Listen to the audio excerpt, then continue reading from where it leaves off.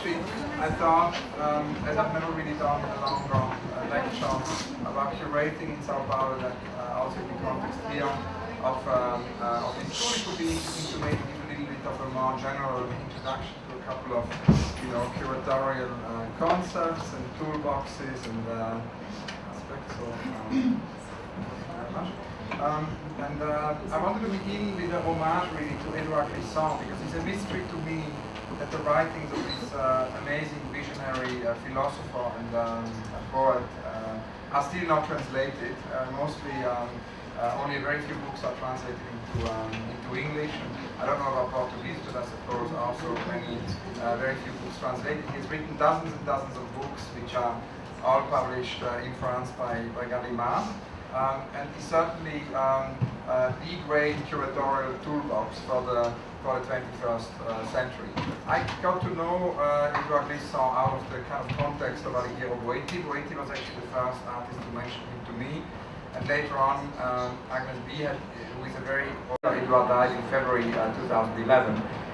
We had kind of infinite conversations about curating museums and art. And I also, Tarkovsky says we always need a ritual because in some kind of way we live in a time where we have less and less rituals. Tarkovsky was suggesting, that we just make up our own or invent our own rituals. It could be to, flush down a glass of water or whatever the ritual is. My ritual is very simple: is to read Edouard Glissant every morning for 15 minutes.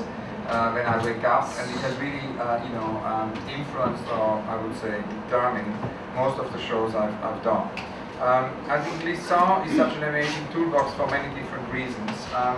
One of the things which is to say is that there should be somewhere a drawing now. Anyway, is this idea of the archipelago, because he developed an idea of the archipelago so that maybe 21st century is no longer about continental structures, which are kind of dominating, but it's more about sheltering, welcoming kind of archipelagos. The second concept is certainly his concept of mondialité, which I think is, for me, maybe the most important thought.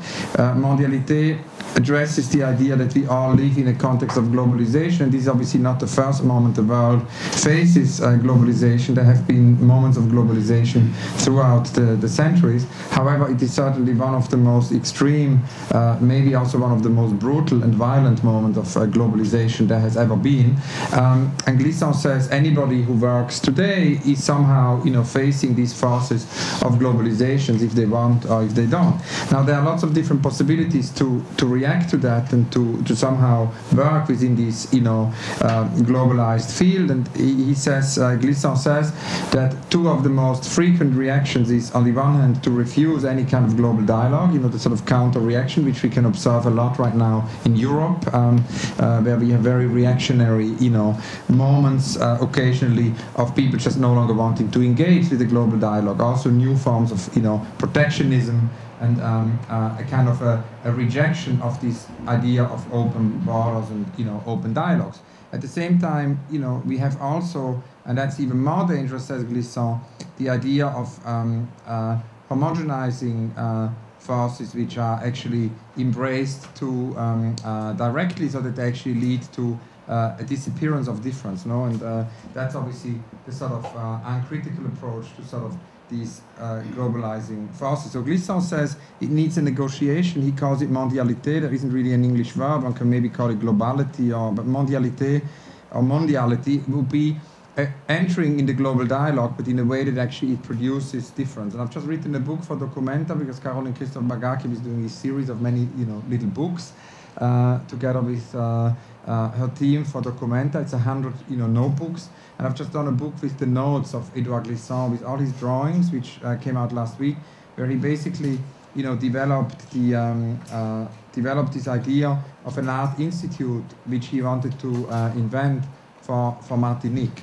And that makes Glissant, Edouard Glissant, particularly relevant for everybody who is in the art field, for artists and curators, is that he actually did, dedicate a great deal of time to this idea of what a museum in such a, global field could be. And he wanted to do the museum for his home country, which is an island called Martinique, obviously part of the Caribbean archipelago. And he wanted to there do a model of what such an archipelago art institution for the 21st century could be. And he had very close dialogues with artists. He talked to Wilfredo Lam, to Matta, they were all his friends. And there is an incredible reservoir, also these in big parts not yet translated, of basically of ideas how such a museum, could work. And in any case, I think it's interesting at the beginning of the 21st century that we look not only at museums and art institutions which are built, but that we also look at the unbuilt. And another, great inspiration for that is Jona Friedman, who basically developed lots of museums about the idea of concrete utopia. And for me, even more important, so Cedric Price, the English architect and urbanist, who developed the Femme Palace. You see him here with a group of students and collaborators. Cedric and Jona have been, besides Edouard, for me, the most important influences which came from outside the art world. And obviously I think it's always interesting that I think in whatever world we are, there can always be influences from outside, from other worlds. I mean, Marcel Duchamp always said how inspired he was by Poincaré and how actually the reading of science made him lead to his main inventions. And I believe that the same thing is true for curating, even if everything I'm doing has always come out of dialogues with artists and conversations with artists, and that's the thing I'm mainly doing. I speak every day to artists. I've also had a lot of incredibly important influences from outside the art world. So Glissant's books are one thing, and that's obviously enters very concretely the practice, as I will show later, on a day-to-day basis. And the other one is Jona Friedman and Cedric Price. Jona Friedman and Cedric Price both are architects and urbanists I met in the 1990s, who basically have worked in a very consequent way since the late 50s about this idea of questioning the master plan. And what is interesting is that in curating and in curatorial history, as I have studied it and as I grew up with, has basically not been questioned the master plan. The curator is the one who devises the master plan. The curator is the one who draws a checklist, what is in and what is out. And you very, very rarely have moments of self-organization in curating. So obviously I was highly interested in this analogy between curator and urbanist, and there started to be in the 50s this sudden awakening of a questioning of the urbanist as a top-down master planner, and people like Jona Friedman and Cedric Price started to toy and play around with ideas of self-organization. Jona listened really to the city and wanted not to sort of top-down implement master plans. Cedric even went so far to declare the opposite of the master plan, which would be the no plan. But he also invented this art institution called the Femme Palace.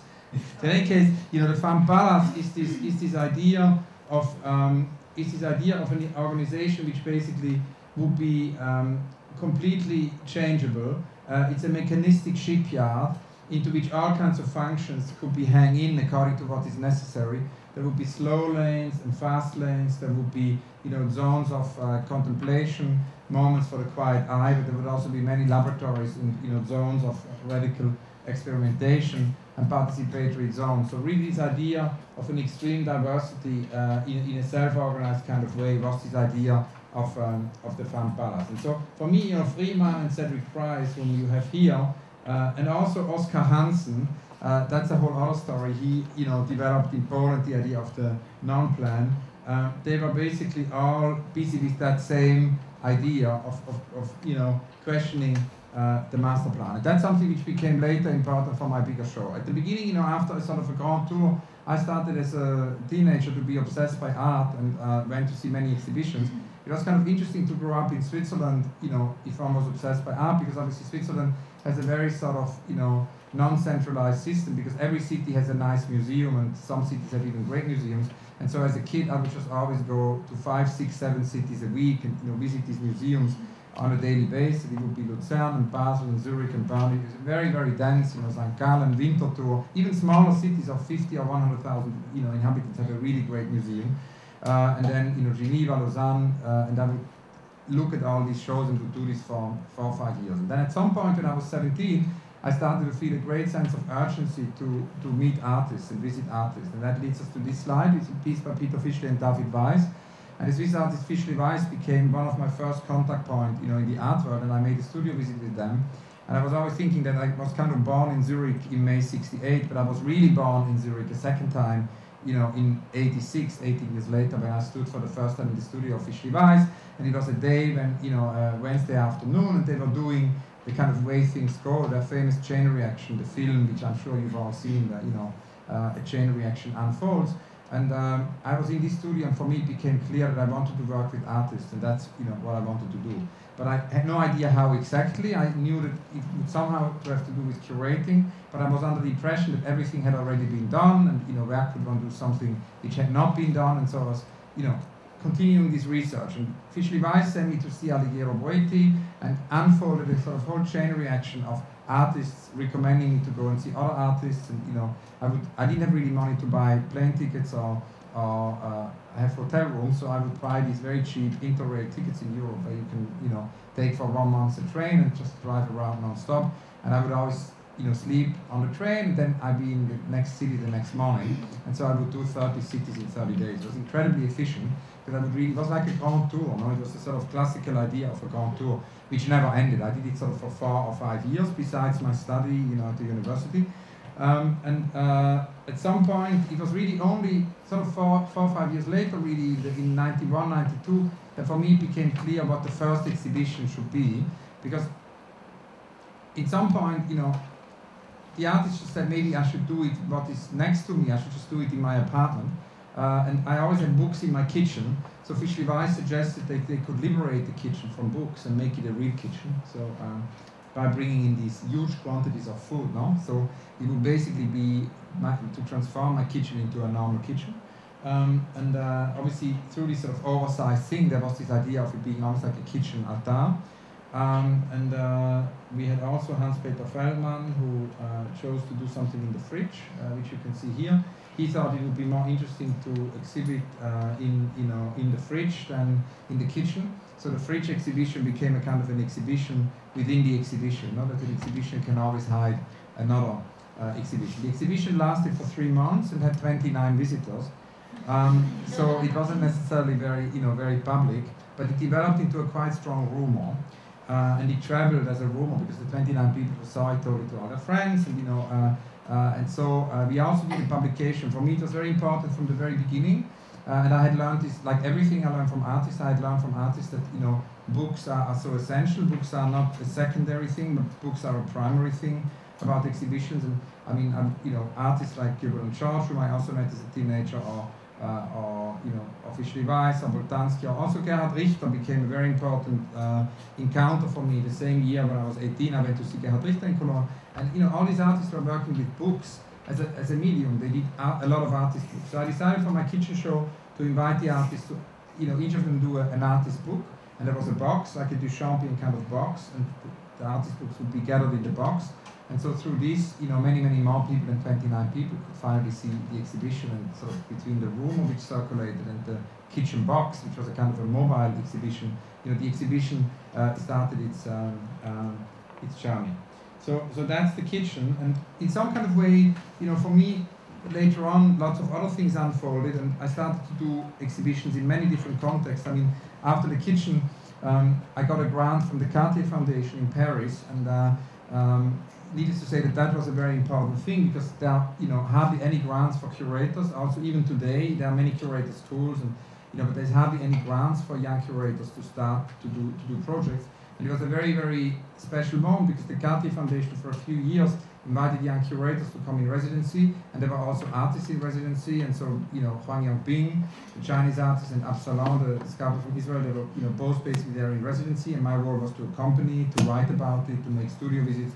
And really through that, I then came into the museum world and started to work with Suzanne Paget and the Musée d'Art Moderne de la Ville de Paris. I started to work with Caspar Koenig also the same year, who became both my two mentors. And so, within a year or two, I went from the kitchen onto much different kind of, spaces, like museums or large-scale, exhibitions. So it went from 10 square meters to 10,000 square meters. And the thing which I realized is that I never wanted to lose this experience of the kitchen, because I always wanted that sort of quality of the first show to be there. And I had also realized that something really extraordinary had happened if you organize an exhibition in a very intimate, kind of environment, because artists do a different kind of work than they would do in a big space, and it would produce a different kind of conversation, piece. So I thought, whatever would happen, and wherever I would do shows, I would always continue to do these house museum exhibitions every couple of years. And that's an example of a more recent one. It's the images of the exhibition at the Lorca Foundation in Granada, which was produced by Isabella Mora. And this exhibition basically involved about 20 artists who would, similarly to my kitchen, visit here the kitchen and the house of someone else. And the idea would be with these house museums that we would somehow, live and work in the house of someone else and bring this house also back to life. And in this instance, it was the house of the poet Federico Garcia Lorca in Granada. Very tragic circumstances because Lorca died very nearby. This house was his last residence, and within this house we had lots of different interventions by artists. So you hear, for example, the reading carpet of Dominique González Förster, where she had dialogues with lots of different writers like Enrique Villamatas, and obviously connected Lorca's book to a maze of other books. We're back to the kitchen. Here we have Ronnie Horn, doubling an object in Lorca's possession. So very subtle, interventions. Or one of the many interventions of Rimane Neunschwander, who here did a piece with the typewriter. So obviously, all of a sudden, the house of a dead writer no longer lives when the writer doesn't write. And all of a sudden, this invitation of Rimane that the visitors could actually work with his typewriter, brought the house back to life. In a similar way, when Carrie Wynne Evans, in our show in the Casa Barragan in Mexico, activated the record players of Barragan, and the records were played again because Barragan had like many record players in different rooms. The house became alive again. Enrique Tiravanija restored Barragan's car, a wonderful old Chrysler. It drove again in Mexico and it entered the garage. And, the whole house became alive again. And here, similar, with the house of a writer. Gilbert and George did the poster, so that's called In Bed with Lorca. They basically became an icon of the exhibition, and also the poster, they placed it in Lorca's bedroom. See in a minute. It's very slow, this thing. I don't know.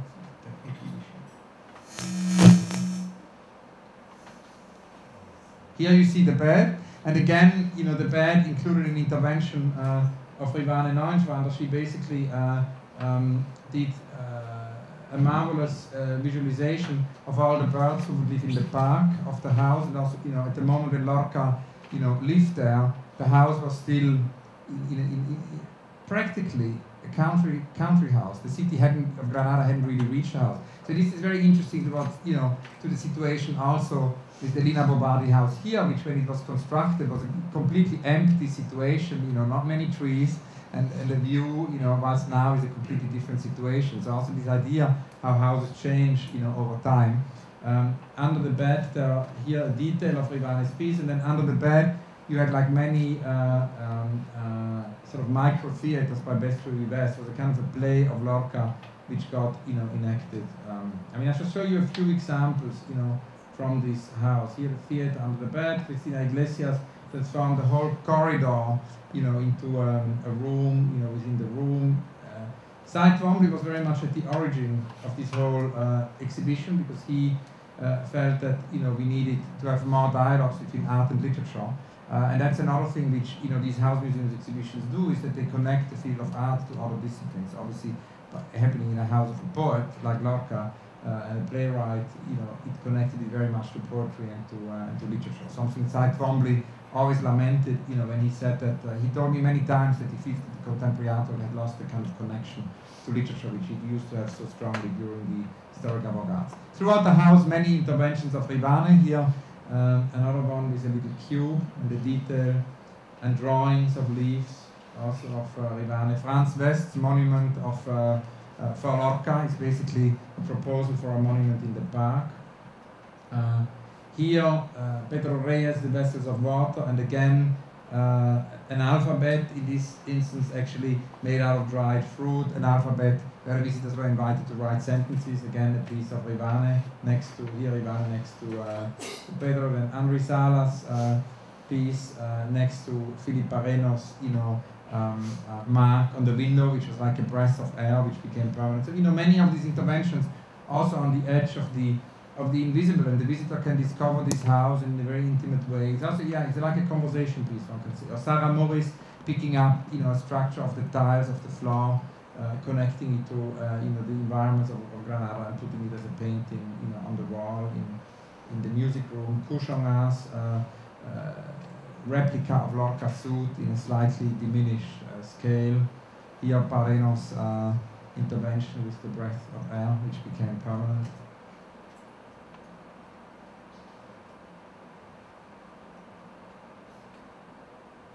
And then we jump, and obviously, at some point, working in museums, and for me, it became very important, the history of curating, because at the beginning, I only spoke to artists, and I didn't really know anything that there was a history of curating. I just developed exhibitions out of the dialogue with artists. At some point, I became aware that there was a history of curating, and I sort of was wondering why there aren't any books, and is it really missing, literature of exhibition. There is an incredible amnesia about the history of exhibitions. And out of this, developed a whole research, which I did, where basically we started to interview curators of, the 50s and 60s.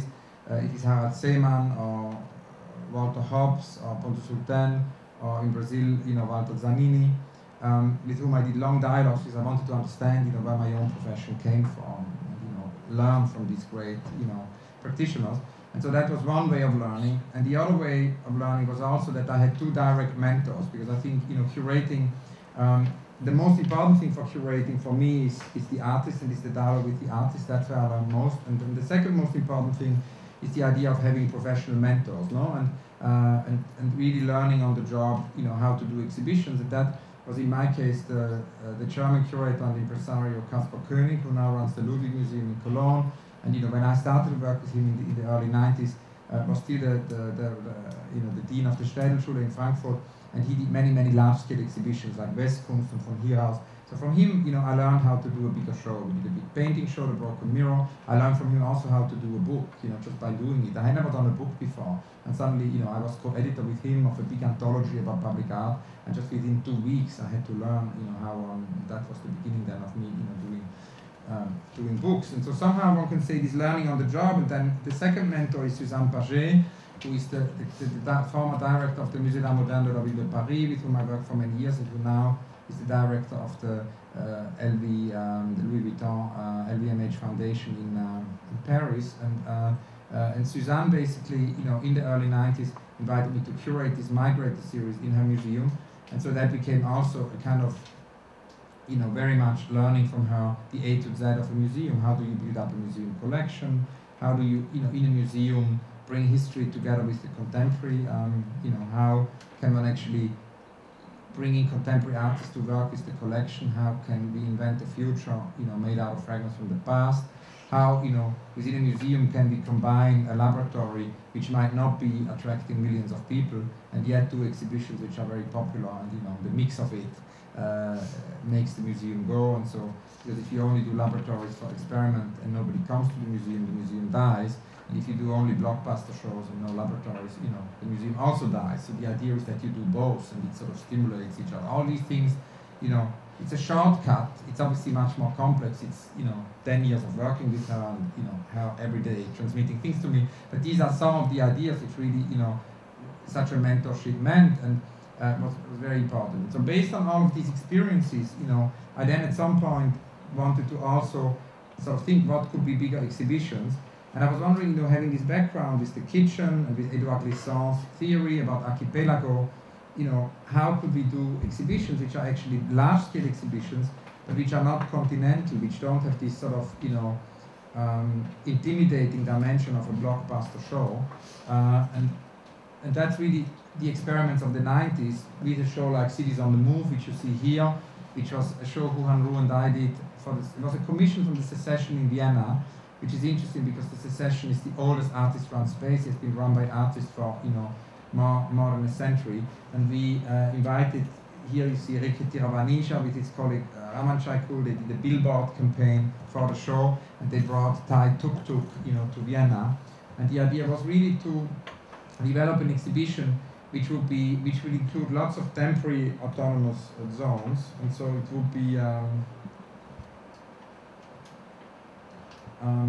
be a possibility to kind of combine the.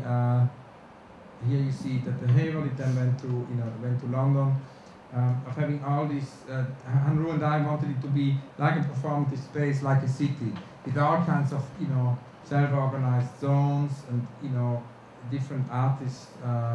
Run zones, so we invited lots of artist-run spaces. Here you see the version which was actually called the Torture Chamber of Architecture. Throughout the space there was Jensen's Serpent. There started to be also pavilions. Here you see Shigeru Ban's pavilion on the roof. Archives of cities, memory, the whole idea, the topic of the memory. And it had all to do with the idea of Asia in the 90s. And it was very fascinating because obviously, I think we should go, this is really not working. Here, you have the tuk-tuk again of Rikrit, many, video archives. And the thing is, it was an amazing moment in the 1990s in Asia because you had all these emerging, art scenes in many different cities, in Japan, in China, in Singapore, so in Southeast Asia, in Korea, in Seoul, also of course in Jakarta, in Indonesia. And we wanted to do for the first time in Europe a show which really would bring together all these energies, a little bit like inspired by what Harald Seemann had done when Attitudes Become Form. We just went to see one artist, went to see the next artist, and it was a learning process. And this exhibition continued to tour over many years. Here you see, for example, Surasi Kusalwong's zone, which he did in collaboration locally there with Cedric Price, which was a kind of a section also of magazines and archives. He brought together all these artist-run spaces in the region. He brought together all the magazines. And obviously, at that time, the dialogue still went much stronger through, some Western capitals. There wasn't much exchange between Beijing and Seoul and Jakarta, etc. So the exhibition tried to establish that. He tried to establish links between cities where there weren't much links yet. But it was also the idea that wherever the exhibition went, it would actually change, it would evolve. So we applied here, and that's why I wanted to make this point about Glissant at the beginning. We started to apply, the Glissant methodology of mondialité. It was a blockbuster show. It was large scale. Obviously, because of the economy and also of the pragmatics, touring exhibitions became more and more popular. And so we started to think, how could we use this touring exhibition? But as Glissant says, we use the global dialogue between a non-homogenized way. So wherever the exhibition goes, it changes, it learns. It's like a school, no? And wherever the exhibition goes, there's a strong local research. We build in, local practitioners and combine it with the global, the global research. It became a real process over 3 or 4 years. The exhibition went, it toured through Europe and the United States, and wherever it went, it changed. Now, one thing which maybe is also urgent to mention, which is also important to mention, is the idea that these kinds of exhibitions, like Cities on the Move, became a whole sequence of exhibitions. There was Nuit Blanche, there was Live, etc. And at some point, I started to think, if as a curator you do, on the one hand, exhibitions in unexpected places, like from the kitchen to these different house museums. On the other hand, exhibitions, which invent a new form of touring and, develop such research labs. If there are also exhibitions which, maybe dematerialize, because obviously that was another thing which became very important. How could there be exhibitions where the visitor doesn't come to the show, but the show, goes to the visitor?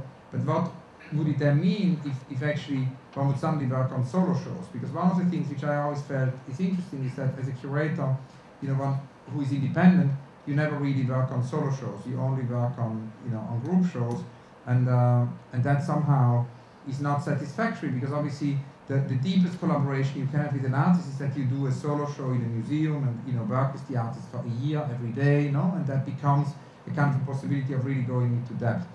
And then I started actually migrate inspiration, Harald Steemann, had exactly come 20 years earlier than me to the same conclusion, because he had done, after initially running the Kunsthalle Bern, a lot of freelance work, and at some point realized that if he didn't have an attachment to an institution, he would not do these into-depth solo shows of artists. So he did in the Kunsthaus in Zurich, very extraordinary solo shows of the artists, of his generation. And I decided in 2000 that the migratory years were kind of over, and I was, between 86 and 91, I was on my grand tour, which I had described. I just would travel non-stop on night trains. Then between 91 and 2000, I was kind of for 9-10 years an independent curator on the move. So I would travel as an independent curator 300 days a year, and would really research all the time. And so I felt in 2000 it was a point of, this decade had come to an end, and I wanted to have a fixed residency and live in the city, and also have a dialogue with the public, so that basically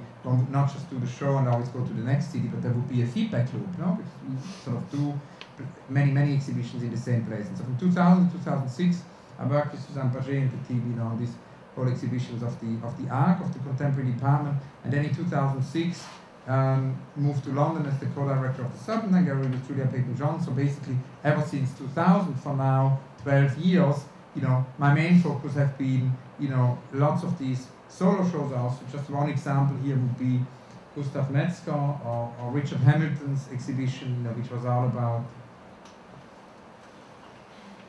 display features. Gustav Metzger had an artist who has lived in London for more than 4 decades, and has actually never had a bigger solo show, and it was very important to bring his practice together in one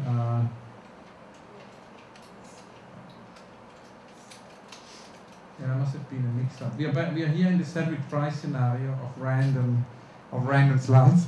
We also felt that at some point it would be it would be important to think with artists what could then lead beyond could lead beyond the museum, and that was the collaboration with Museum in Progress, which is another institutional collaboration of mine, which went on for many years and is still ongoing. You can visit all of these projects on the Museum in Progress website. It's a museum which the late Joseph Artner founded in Vienna, and it was basically about these ideas of what would happen if one would do artist projects which would use all the media where usually you wouldn't have artist exhibitions. So billboards, television, but also the space of an airline. So for example, we worked with Alighiero Boetti on all the exhibitions on an airline together with Austrian Airlines. So tens of thousands of puzzles were distributed throughout the year on board. And so people could take this puzzle and play it on the little table. That is on board. And it became an exhibition, on 10,000 meters altitude. So it was another type of show. Or here, with Museum in Progress, the idea of covering, it just always jumps one slide. But anyway, sorry. Can we somehow fix Yes, it? Yeah. Yes. So the thing is that. Stop just a minute to Yeah. Okay. work.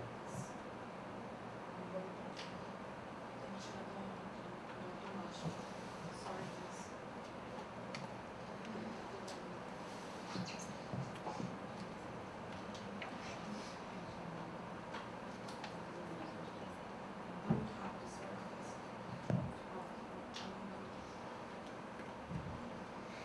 Anyway, so you see the billboards, and you see the billboards or the large-scale painting which covers an entire facade of a building by Douglas Gordon.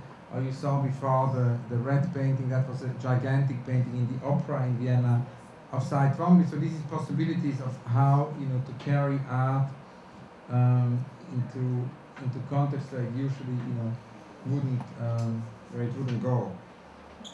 And the same thing is true for Boetti, because obviously when these puzzles were distributed all over the world, this is like a totally new dissemination of what how art, and this idea of inventing new circuits for exhibition is something which I think is also very interesting. Something that actually art can go where we expect it least, and that this sort of whole dissemination. You can find these puzzles today in thrift stores. You can find them in bookstores. You can find them.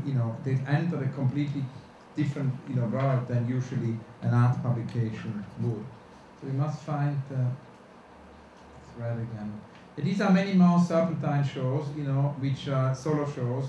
And one of the things, obviously, which happens, if you have a space and the entire space is given to an artist, is that you can completely change the space, and it becomes here, for example, Matthew Barney spilled the sculpture completely into the park, or Filippo Areno developed the time code, and that sort of whole idea of actually the exhibition being a time code. It started even to snow at the season where it wouldn't snow.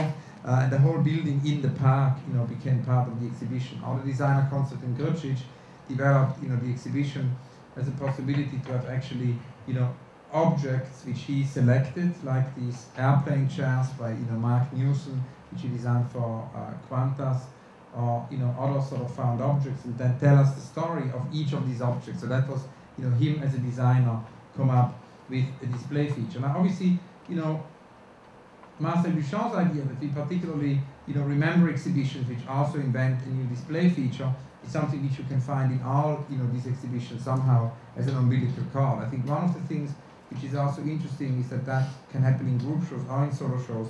This is the idea that an artist, invents a display feature. In the Surrealist exhibition, Duchamp, invented the callbacks or the robes. Here, Constantine invented this sort of whole idea of developing an information space where you could suddenly go into the depths, and then a whole display, for his objects. Or Clara Liden, when she had her exhibition at the Serpentine, developed a whole exhibition where actually her paintings also became doors and would open all kinds of unexpected doors into other rooms, which then would be blocked. A whole, display feature. Now, the idea of Alexander Dorner, the great, visionary museum director in Hanover, he said if you want to understand the forces which are effective in visual art, it is necessary also to understand, what's happening in other disciplines. And one of the things which I think I felt urgent from the very beginning is to make connections between art and architecture, art and literature, and there are lots of different ways of how to do this. So one possibility, for example, is, as I had described for the Locker House, is to establish such dialogues in an exhibition. Another one is to actually produce reality. And obviously, with architecture, one possibility to produce reality is to invite architects in the context of exhibition, but another one is actually to build architecture. And that's exactly what Julia Peyton-Jones started to do. She invented in 2000 at the Serpentine this idea of the pavilions. And the pavilion is an annual commission. The pavilion is always there for 3 months, and it happens outside, the gallery. And it all started here with this pavilion of Zaha Hadid. When I arrived in 2006, we had invited Rem Koolhaas and Cecil Balmont to develop a sort of a conversation architecture, in which Rem and I also started to have a lot of, dialogues and conversation. It was like a speech bubble into which an entire summer of dialogues, would happen. And here you see one of these public events, which was the first marathon. So Julia came up with the idea of the pavilion, and I came up with the idea of the marathon. This idea, that if your architectural structure without content is kind of meaningless shape. So the idea of having, in the architecture, not only artists collaborate, here you have a frieze by Thomas Deman, but have, public programs. And we came up with this idea of time. So that basically we would have a 24-hour non-stop public event. So we interviewed 72 Londoners for 24 hours non-stop, and it sort of culminated all at the very end with Doris Lessing, telling us her kind of perspective of the future. Gilbert and George wanted to do it at 6 a.m. for early breakfast. So, these are the kind of beginnings of the marathon. The idea of also playing with time. I thought it was very interesting. I mean, obviously, in terms of curating, there's the possibility of exploring all kinds of different spaces. Now, and I suppose in terms of spaces, there can be big spaces or small spaces. There can be unexpected spaces. There can be, production of, of new spaces. But in some kind of play, at some moment, it sort of also became important to think.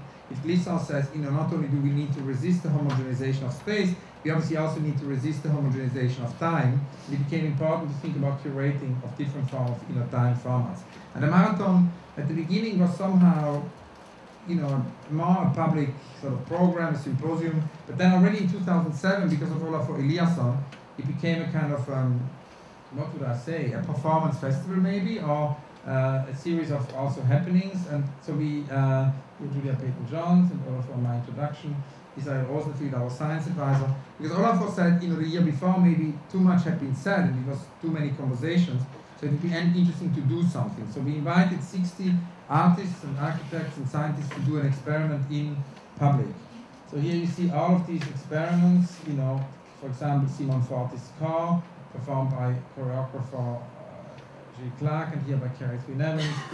Scientists doing experiment in public, robot experiments, or participatory experiments with the audience, revisiting of Buckminster Fuller, the idea of unpacking the suitcase as a sort of a tabletop experiment, a roping experiment of Pedro Reyes, which was very fascinating because people, once they were roped, they couldn't unrope anymore, so they stayed connected for the rest of the marathon, of a part of the marathon. Thomas Saraceno's format, of a kind of a speed lecture, which Chris von Amici pushed even further, or Andreas Lominski's performance in the park or happening in the park.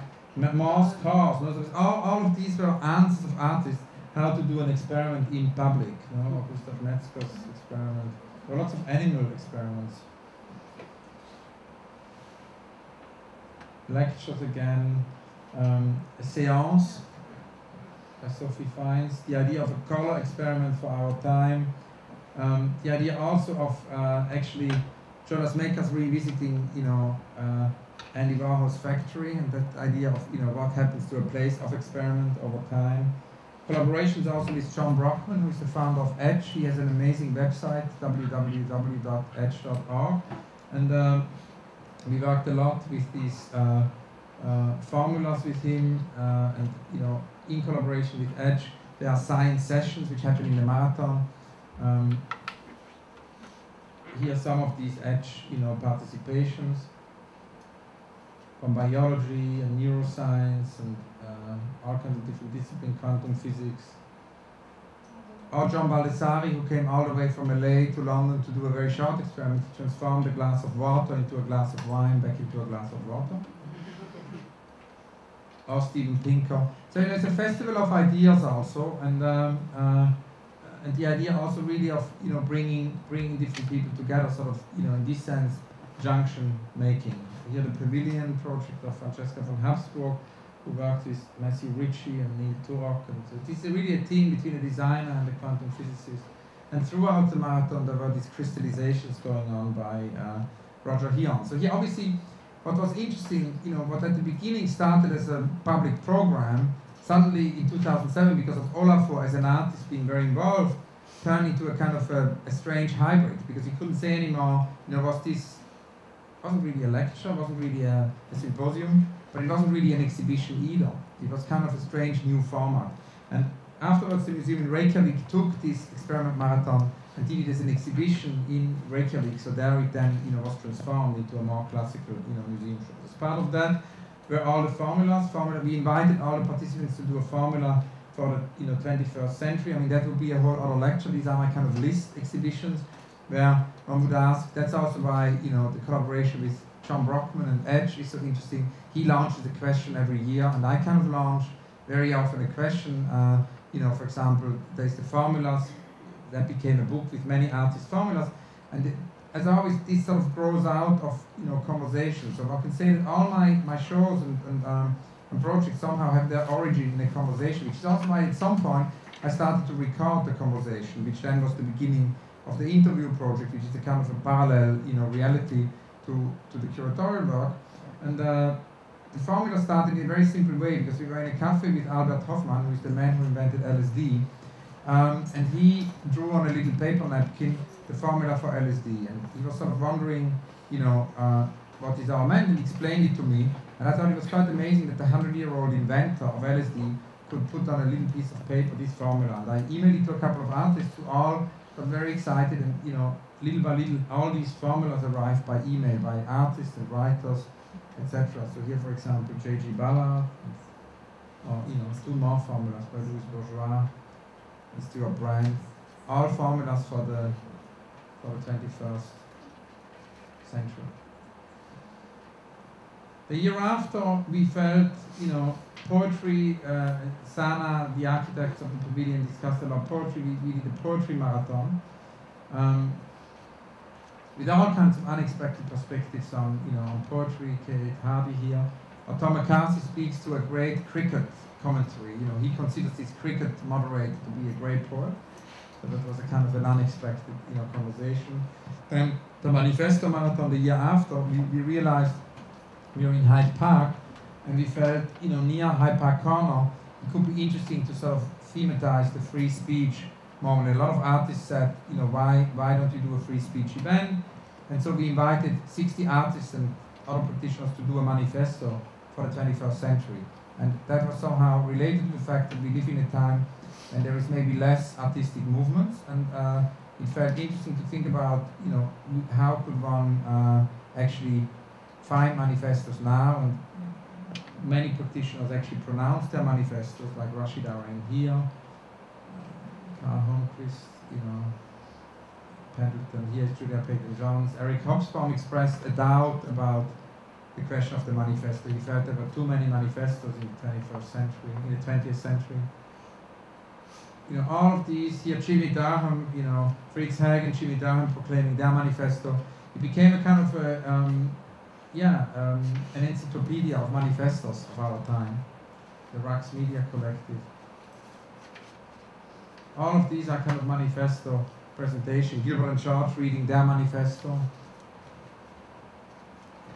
Jacques Roubaud, etc., etc. The filmmaker Agnes Varda disguised as a potato, so that was a specific kind of performance. And here, you see the pavilions. So the pavilions happen always from July to October, so it's very seasonal, and it allows the park to enter, to become part of it. In the case of Sana's pavilion, was very much related to, it magnified the rain, the frequent rain in London in a very beautiful way. And it's from some points, the pavilion was almost invisible, mirroring the nature, around.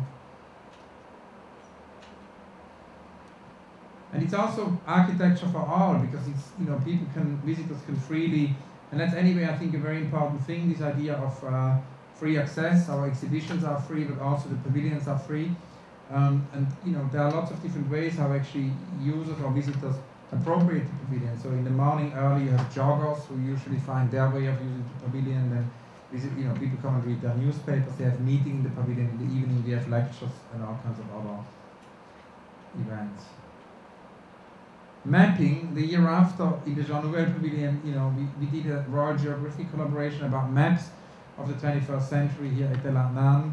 The last work of Nancy Spiro is a map of heaven and hell, but also digital maps like Aaron Coblin of Google, or again at El Adnan, or Luigi Ontani doing a mapping in the park. So it became, in some kind of way, a marathon about maps in the 21st century.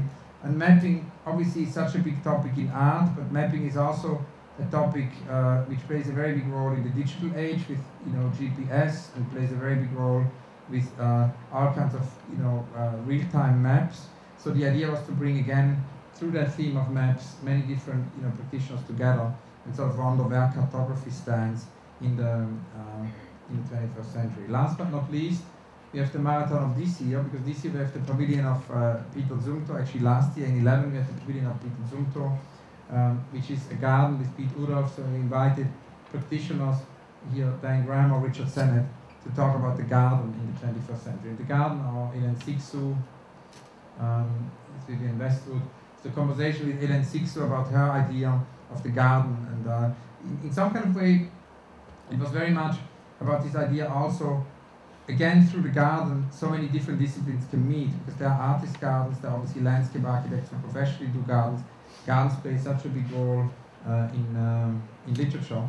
And obviously through these 50, 60, 70 participants, the idea is also to create a critical mass, so that a lot of sparks can happen over the 2 days during which the marathon happens. So that's all to do with time. And so I was wondering, what does it mean if all of a sudden, in some of my exhibitions or projects, time becomes as important as space. And obviously, at the beginning of the activity, there were all these curatorial influences which I have mentioned, which had to do with new ways of using space and exhibitions happening in space. And I was wondering, what could be influences or what could be heroes from, time-based curating. And I actually remember that probably the first curator who inspired me about time is the great Russian impresario Diaghilev, who somehow for a few years curated exhibitions in spaces. He curated a show of Russian portraits, and then in 1909 founded the Ballet Russe, where he felt that actually through the medium of the ballet he could bring all the disciplines together. Artists, worked with Braque and Picasso, he worked with the great dancers of his time, he worked with the great composers, with Stravinsky, and did this 20 year of legendary Ballet Russe. And if one looks at Diaghilev today, it is obviously a great experiment of a very compressed 20 years of Gesamtkunstwerk sort of, but obviously driven by the ballet. So the question is, if today we could work with time, but more based in the art world, what would that mean? And in some kind of way, we've been asking ourselves this question for a long time with the artist Philippe Pareno, and we're wondering, what it would actually mean to do to do an opera, to actually curate an opera. And this project always fell between the stools because there was never a museum who could do it, because the museum doesn't have an opera house. And Philippe and I were always wondering, it was a very simple idea, what it would mean if one would actually do a group show where one would give the artist time and not space, because usually when you invite artists to do a group show, they either have a room, or they share a room, or they have a wall. But in this instance actually of Tempo del Postino, every artist had 15 minutes. No? So it was an evening filming program, and every artist had 15 minutes. Here you see Liam Gillick's piece, or Matthew Barney's piece, Philippe Pareno's prologue, intervals again and again, or Fish Levi's, the famous Ratte and Bear, the rat and the bear. Their instruction was that the Ratte and Bear should do nothing, so they were just on stage, kind of doing nothing. The monsters were back. Then the butterfly, sort of a migrating voice of André Sala, or here Ricky Tiravanija in collaboration with Arthur Lindsay, or Tassi Dadin in her last collaboration with Merce Cunningham, or again Olafur doing a mirror indie opera, and basically doing creating one can say sort of a very strange situation where the orchestra would actually pick up all the sounds from the audience and play them. It took a little while until the visitor, the audience would realize that happens, and then suddenly obviously it became very, very noisy. Here again the monsters, and then many projects very difficult to photograph. Here, for example, Dominique Gonzalez Förster's piece, where the conductor conducts, and little by little all the players of the orchestra leave the stage until no one is left. So that's the end. Here more of André's butterfly, or Kushanga, where you basically have a tree, which is also difficult to photograph. It's completely in the dark, but suddenly a dark tree pops up and shakes very strongly, and the smell of tree goes into the audience. And here again the ventriloquist of Philippe Pareno, Rickwitz's earlier version with him and Philippe and me, as the puppets. So the idea really of what it would mean if a group show happens in time was an experiment, which we definitely continue, one way or the other. The interesting thing is also that obviously with such a time-based exhibition, it could eventually become a score, no? And then the score could be replayed, and that's a whole other thing. But that would be a whole other lecture for itself. How do exhibitions, travel over time, and how can they actually be remembered? And obviously, very often exhibitions cannot be reconstituted. It's impossible to reconstitute them. Very often, there is, in terms of older exhibition, poor documentation. So the question is, how can we have memory of exhibitions, and how can maybe exhibitions also be redone? That's something Philippe was always saying with Tempo del Postino. It could be a scar. And that's exactly what happened. We put everything in a container, as you would do it with an opera production.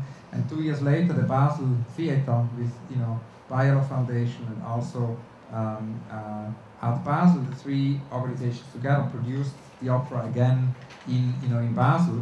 And it was like when you reactivate an old opera, but just so it's a very, in this instance, there's a scar, and it's possible to restage it. So, in the future, certainly, this temporary postino at some point, in another context will happen again. Another way how one can work with this car is my show Do It, where you basically have instructions and recipes, and the exhibition can always be reinterpreted. Like a piece of music, it can be reinterpreted over time.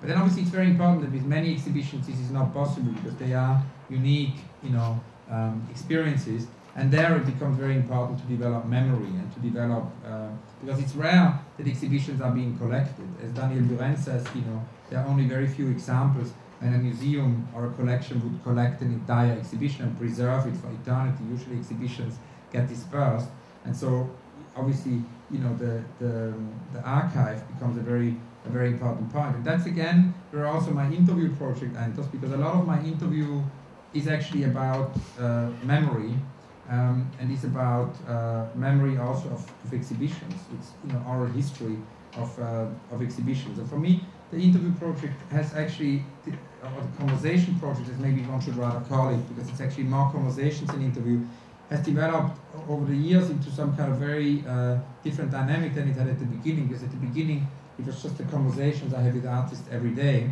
But little by little, I obviously felt when I read David Sylvester's interview with Francis Bacon, that it can be very interesting to record conversations with artists again and again, and that actually the third or fourth conversation with an artist can go much deeper than the first one. And, so for example, whenever I've been to Brazil over the last 10 years, I've interviewed Cildo Meireles, and we've just recorded another interview like yesterday, and it becomes each time even more exciting. And this led then to a whole new idea of books. No, it's not just samples of many different interviews, but all the interviews with one artist, which really goes into depth, and which is kind of an infinite conversation. Within these interviews or conversations, there is one thing which is always a recurrent question, and that leads back to the very beginning of the presentation, which is the question of the unrealized project. Because when I went to see Fischli Weiss, they sent me to Boetti, and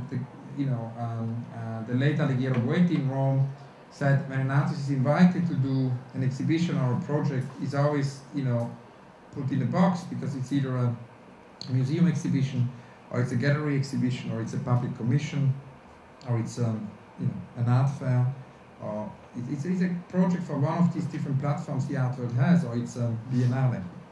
And so Boetti was saying, he's been in the art world for 20, 30 years, and he's always been invited to do the same, kind of thing, but all his main projects are actually not falling into this box.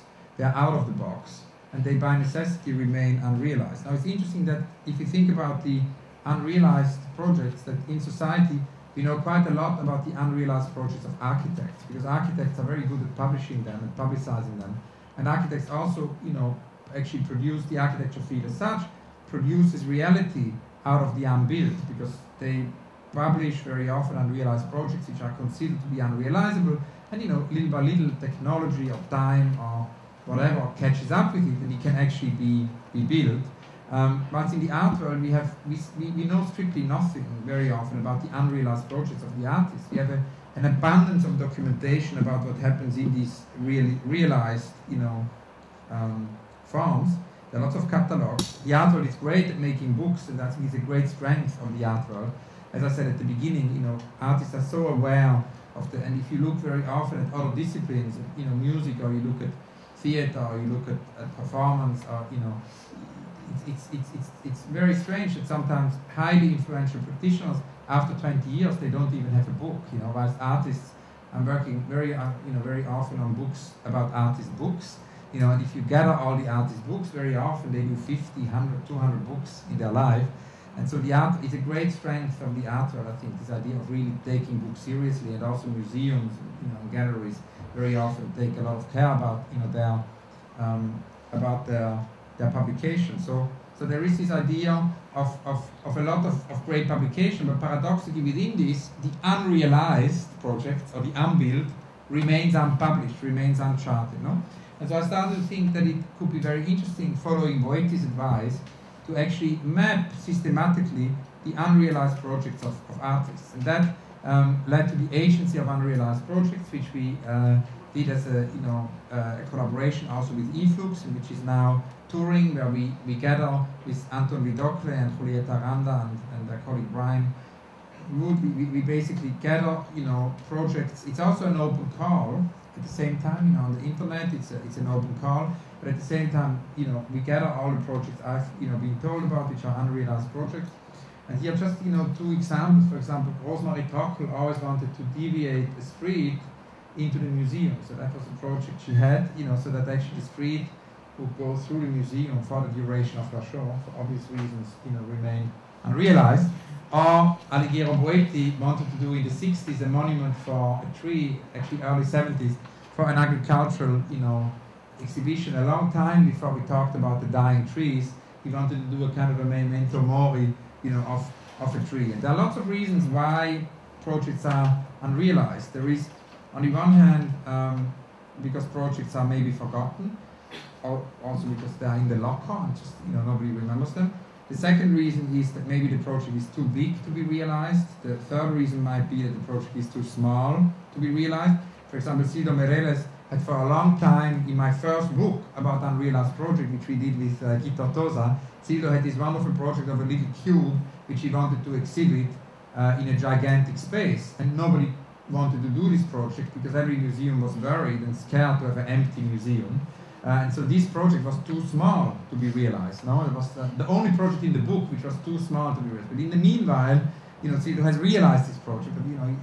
But they're obviously also very interesting that these unrealized projects then sometimes become realized, and that leads us to another distinction. There are projects which are unrealizable, and there are projects which are unrealized. They're the utopic projects of artists, projects which simply cannot happen, and maybe also they don't want to happen. They are kind of dream projects. Then there are the projects which are partially realized, which happens a lot with public commissions. No, when artists basically do public commissions, very often it's realized in a way which maybe has not completely corresponded to their initial endeavor or to their initial imagination, and that's then partially unrealized. Then there are obviously all the unrealized projects because of lost competitions, because with public art many artists participate in these competitions, and then there are lots of competition, and then there are obviously also a lot of censored projects in my archive. A lot of artist projects have been censored in all kinds of contexts. In democracies and non-democracies there occurs censorship, and censorship, as Doris Lessing says, is not only censorship, but is also self-censorship. There is also unrealized project because someone simply always wanted to do a project but didn't dare to do a project, which is also very interesting. So when I ask this question about the unrealized project, sometimes also someone would say, there's a project I always wanted to do, but I just couldn't bring myself to do it. So that's a whole other category, the Doris Lessing category of the kind of the self-censorship project, which maybe then all of a sudden is visible. And that whole complex of the unrealized project is for me the key essence of the interview project, because in some kind of way, or the conversation project, because it's always a question which is recurrent. It's my only recurrent question is, what is your unrealized project? So in my 2,500 hours of conversations, there is 2,500 times this question, and that obviously also leads to the fact, what to do with this, material and with this archive, of the interviews. And there are lots of different possibilities of how this material can actually be edited or can be used over time. One possibility is obviously to make anthologies, to make books and like sort of A to Z. The other possibility is to publish all the conversations with one artist, as I had mentioned before, so not horizontal but more vertical. The third possibility is to make books according to geography. All the interviews I've done during my 40 trips to China, or all the interviews I've done whilst I lived in Paris. So that's what David Sylvester did. He did his London interviews and he did his New York interviews. Then a fourth possibility for publishing these interviews is obviously also the idea that it's not necessarily only a dialogue, because we have 2 is a company and 3 is a crowd. So we can have a situation where actually I would go to see someone with someone else. That happens quite quite frequently. So that an artist would say, there is this fantastic poet, you should know, and then we go to see him together. Or that a philosopher says, you need to meet my friend who is a novelist, and we would go and see him together. So that's usually a trialogue. Then there are the polyphonic publications, and these are more like the marathons, or also the portraits of a movement. We've just done a book, for example, about metabolism, where we made a portrait of the Japanese movement of metabolism, where we brought together all the different protagonists of this architecture movement. And that's a whole other challenge. How do you make a portrait of a movement, a portrait of a city, a portrait of a movement, through interviews? Then there is this other category which could be age, because obviously my interview project or conversation project is completely transdisciplinary and it's transgenerational. So I speak a lot to young artists, but I also speak a lot to pioneers. And at some point, Rosemarie Trockel suggested that I should actually have a special category in my interview project, which are the centenaries. I should interview people whose eyes saw a century. And so this became a whole other, I've got 24 of these interviews so far. These are artists or architects who have lived for more than 9 decades, and includes Leonora Carrington, includes Oscar Niemeyer, includes the philosopher Gadamer, includes Nathalie Sarraute. So basically, testimonies of a century, could be another book. Now, obviously, the question is also, all these interviews and conversations are filmed because of Jonas Mekas. Because Jonas, when I was a baby curator and I started, Jonas says, you need to film these conversations because it's going to be much more interesting. And Jonas, as you know, he's always got his camera. So whenever I was with him in a bar, in a cafe, he was just filming. So it's this completely organic thing that one would just film everything.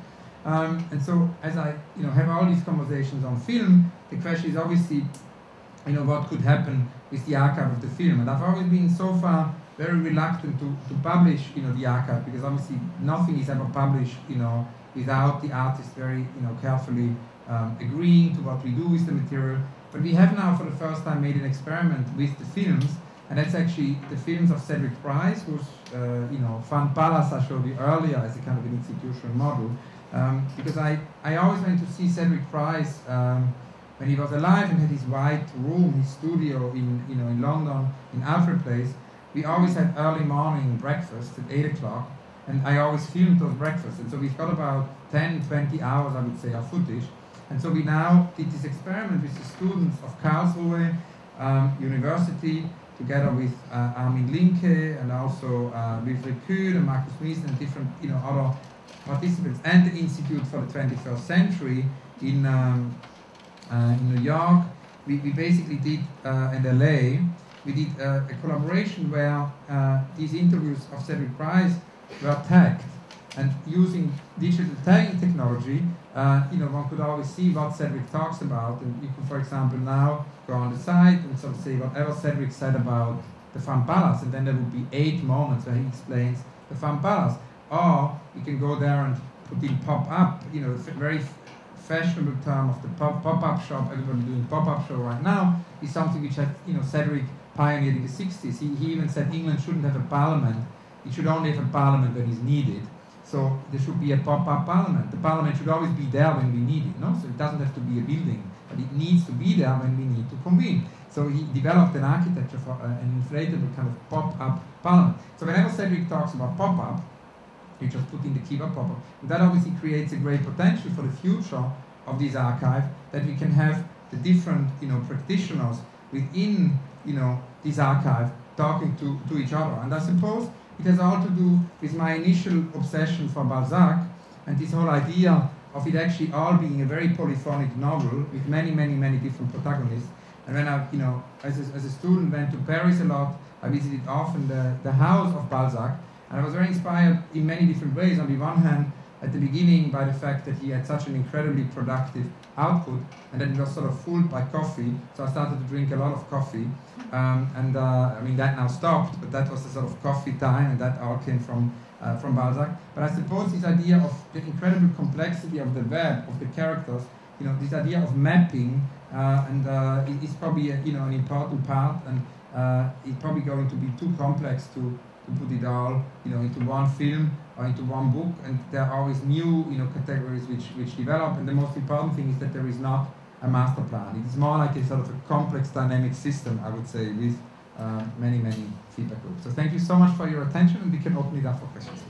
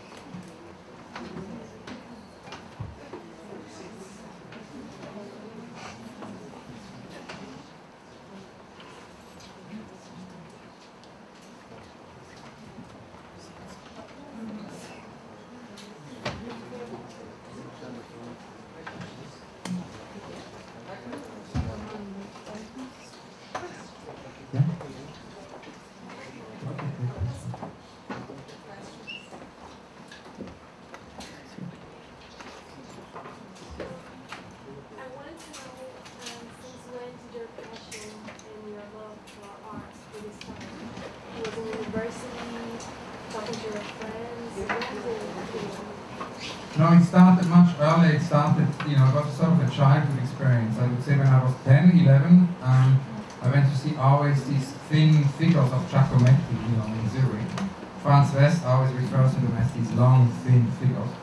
And so, yeah, I basically, had this Giacometti obsession. And that started in childhood, during my childhood. So it started early.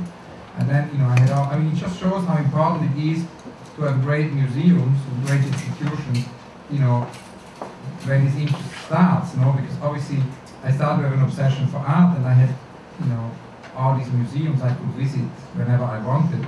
And I suppose the Kunsthaus Zurich at that time was a particularly stunning place, because not only does it have this extraordinary collection, but it also had Harald Seemann there as the curator, and he did all kinds of exhibitions. I saw there as a child or as an adolescent, he did a retrospective of Mario Merz, where all the idols of Mario Merz became a kind of an utopic city.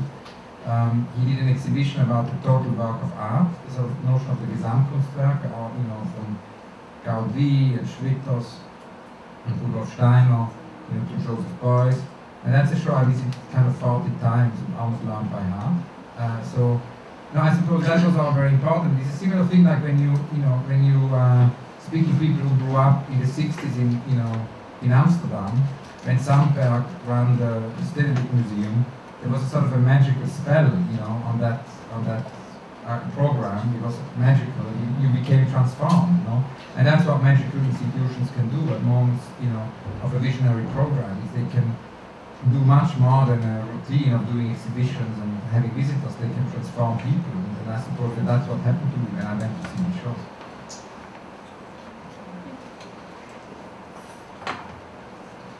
Any other questions? Yes.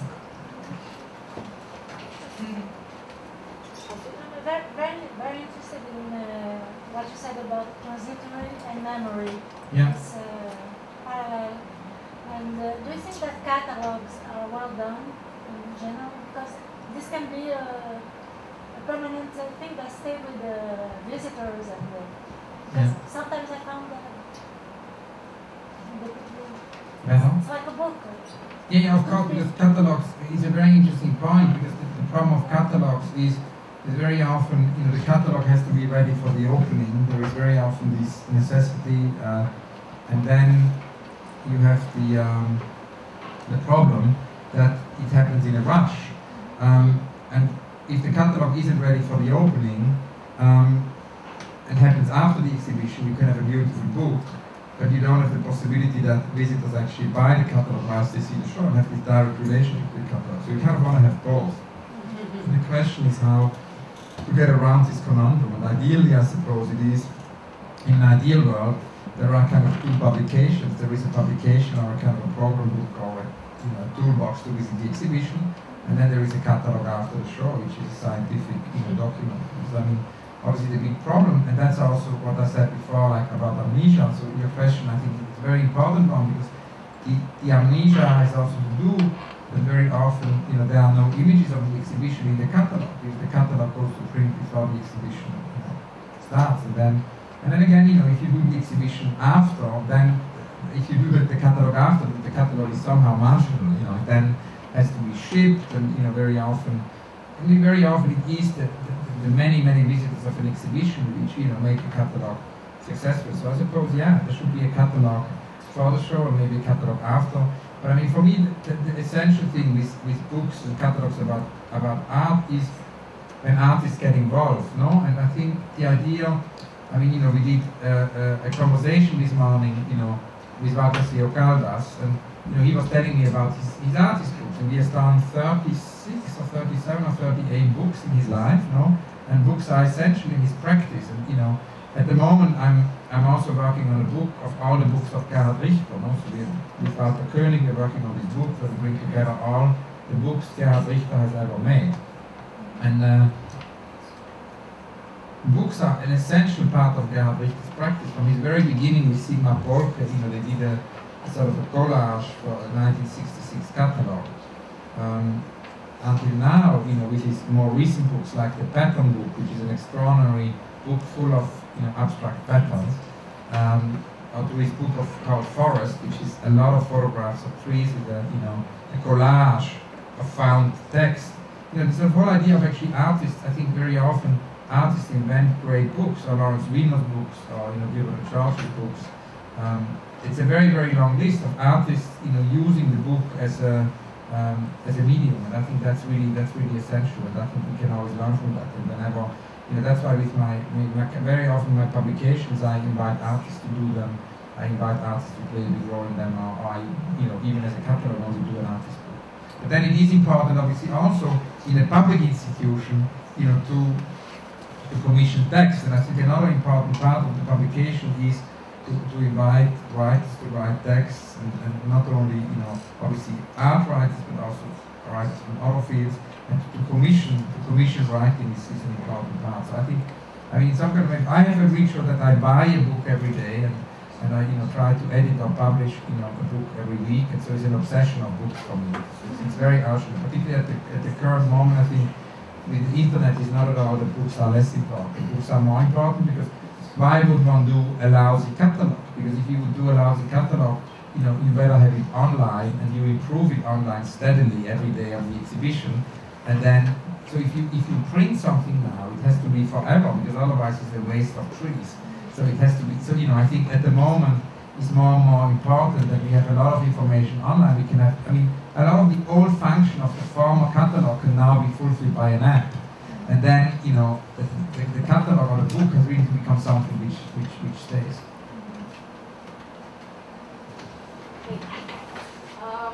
I'd like to know if you are keeping track of the recent Brazilian artist production, and if you can mention some names that you know or like. And also, if you are using this opportunity to go to SAM, discover new artists, and yes, absolutely. We're doing a big research about the, emerging, art scene here. It's too early for me to speak about it too much, because it's in its early stages. But definitely, whenever I'm here, studio visits happen and lots of exhibition visits happen. But that will have to be, intensified. It's definitely something which is very important. And also, so far has happened, in Rio and in São Paulo, but has also to go beyond to other cities. It's obviously a very exciting moment here, so it's important to research.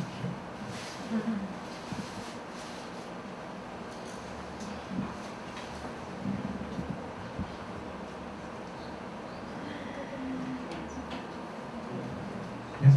What is your opinion about the online exhibitions and online art fairs like we're doing now? Yes, I mean, I can't speak so much about the online art fair, because I work in the public sector. I'm not an expert on the art market, so that you have to ask someone else. But I can obviously speak about the idea of the exhibition practice, what it means exhibitions online. And for me, the sort of beginning of that was Museum in Progress in Vienna, which I told you a little bit, which had a lot to do with, in the 90s, early experiences of what one could do online with art. But then also some exhibitions with e-flux. So, for example, we did Utopia Station, we did as an exhibition with Maureen Nesbitt and Vikriti Ramanisha, and then like everybody could download that poster, on the internet. So it was a poster exhibition, but we also physically printed the posters, and we worked actually with a physical poster exhibition parallel to the exhibition. I was actually in Brazil, this poster show. The Imo team produced a version of that from Porto Alegre, and it was in the streets of Porto Alegre where the posters, but then you always have the posters also on e-books, so you can download them, no? So you had a parallel reality, so that was another experiment. And then we started to sort of think about how this project of mine, where we invite artists to write recipes and instructions, how one could actually have a feedback loop online, so that actually, people can just do it and then post an image of their interpretation that can be an archive. So these were early beginnings of that, and now we're going to intensify that, because I think obviously something, there hasn't been enough focus on that, I think, in the art, but it's something definitely becoming more important for me. Any other question? I read your article on Harper's Bazaar about your new project you're doing in Brazil on the end of the year, on Casa de Vidro.